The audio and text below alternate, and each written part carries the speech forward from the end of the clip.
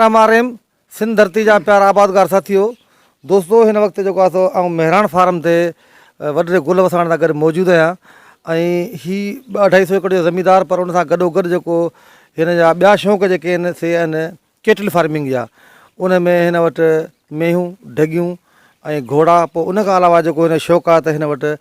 3-4 क़िस्म ॿकरियुनि जा पिया आहिनि जेका जंहिंमें मुख़्तलिफ़ माना ॿकरियूं जंहिंमें कामोरी ॿकरियूं पिया आहिनि, हीअ पटेरियूं ॿकरियूं जिते पाण बीठा आहियूं ऐं उन खां सवाइ ॿियूं जेके टेढियूं नंढियूं ॿकरियूं थींदियूं आहिनि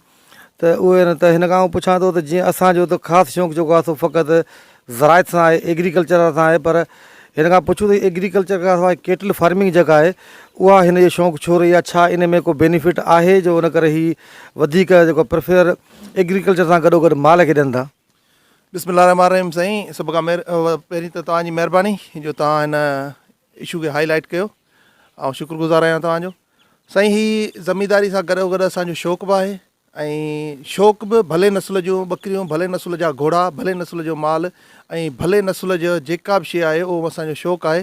सो असांजी कोशिशि आहे त हिन जेको नायाब नस्ल आहे उनखे बचायूं ऐं सिंध मां जेको ॾिसो पिया त काफ़ी टाइम खां भले नस्ल जूं ॿकरियूं ख़तमु थी चुकियूं आहिनि। इन करे असांजी कोशिशि आहे त हिन भले नस्ल जी ॿकरियुनि खे बचायूं ऐं हीअ सम्झो त असांजी हिकिड़ी सकाफ़त बि आहे ऐं विरसो बि आहे। ऐं उन सां गॾोगॾु जेकॾहिं कारोबारी लिहाज़ सां तव्हां ॾिसंदा त हीअ नायाब नस्ल आहे। हीअ ॿकरी अॼु तव्हां ॾिसो त ॿकरी 50 लख ताईं बि खपी आहे। त हिन ॿकरियुनि जी ख़ासि निशानियूं आहिनि, जीअं मिसाल तौरु भले नस्ल जी ॿकरी जो रंग जेको आहे पोइ हिते साफ़ु हुजणु खपे, सिंग हिन जा कुंडा हुजणु खपनि, नक बिल्कुलु हिन जो जीअं चतूअ जो हूंदो आहे ईअं हुजणु खपे। त हीअ ॿकरियूं जेके पटेरियूं आहिनि या ॿिए नस्ल जूं, असांजी कोशिशि आहे त हिन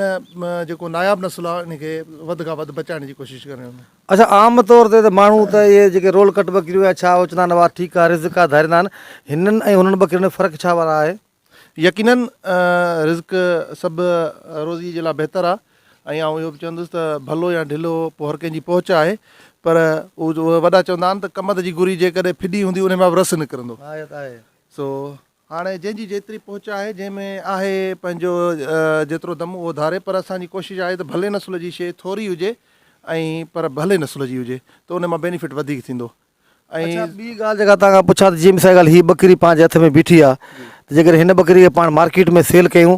त आम ॿकरियुनि ऐं हिननि ॿकरियुनि में फ़र्क़ु छा आहे? हिनखे थोरो काबू कजो। हिनखे वठिजो हीअ ॿकरियूं साईं, हीअ जेके ॿ आहिनि हीअ ॿई ॿकरियूं मूंखां 10 लख रुपए जूं घुरियूं। अच्छा, पर मूं कोन ॾिनियूं, छाजे करे हीअ ॿकरियूं जेके बि आहिनि ख़ासि नस्ली आहिनि।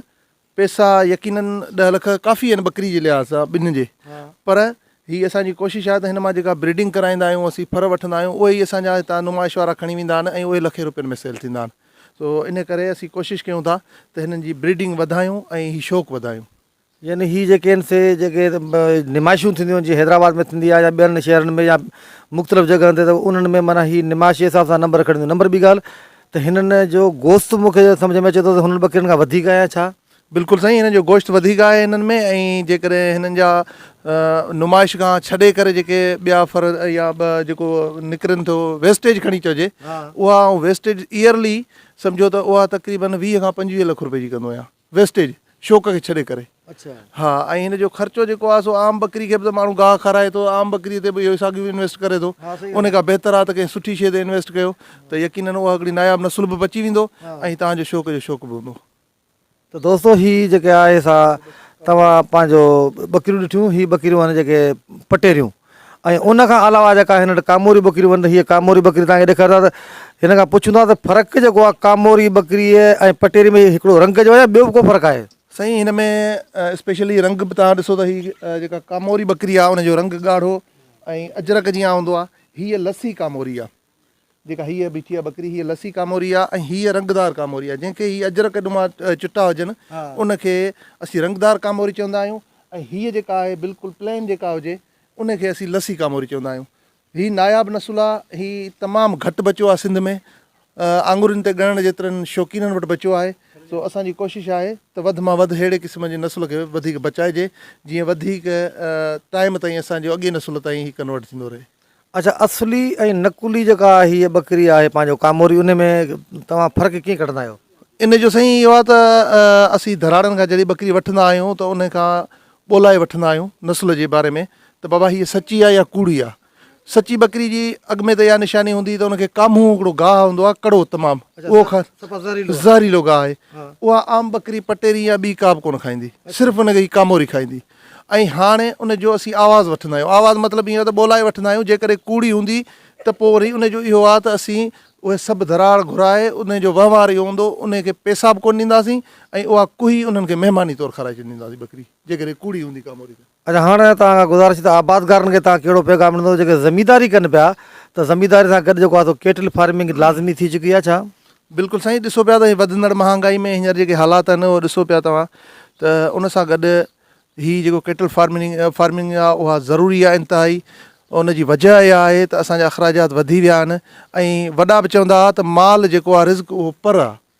सो माल जो हुजणु ज़रूरी आहे मुंहिंजो तक़रीबन सम्झो ॾिसो त आउं तव्हांजे साम्हूं रहां थो ऐं तव्हांखे सॼी ख़बर बि आहे त असांजो घणो फोकस ज़मीदारी त आहे यकीनन उहो असांजो पंहिंजो घर जो कार वहिंवार उन ज़मीदारी ते थो हले पर हीअ एक्स्ट्रा जेकॾहिं ॾिठो वञे त असांजे काफ़ी शौक़ु बि पूरा करे थो ऐं असांजूं ज़रूरतूं पूरियूं थियनि थियूं उन सां त आबादगार दोस्तो हीअ जेका तव्हांखे हाल अहवाल ॾिनोसीं बकरियुनि जे बारे में इंशाअल्लाह ताला जल्दी जेको आहे सो वरी वधीक जेके ॿी केटल फार्मिंग आहे उनजे बारे में बि जेको आहे सो कंहिं हफ़्ती खां जेको आहे सो वक़्त ते तव्हांखे ॿुधाईंदासीं ऐं दोस्त एग्रीकल्चर सां गॾोगॾु जेको आहे सो माल जो शौक़ु बि लाज़मी कनि हिन में वॾो बेनिफिट आहे वॾी महिरबानी।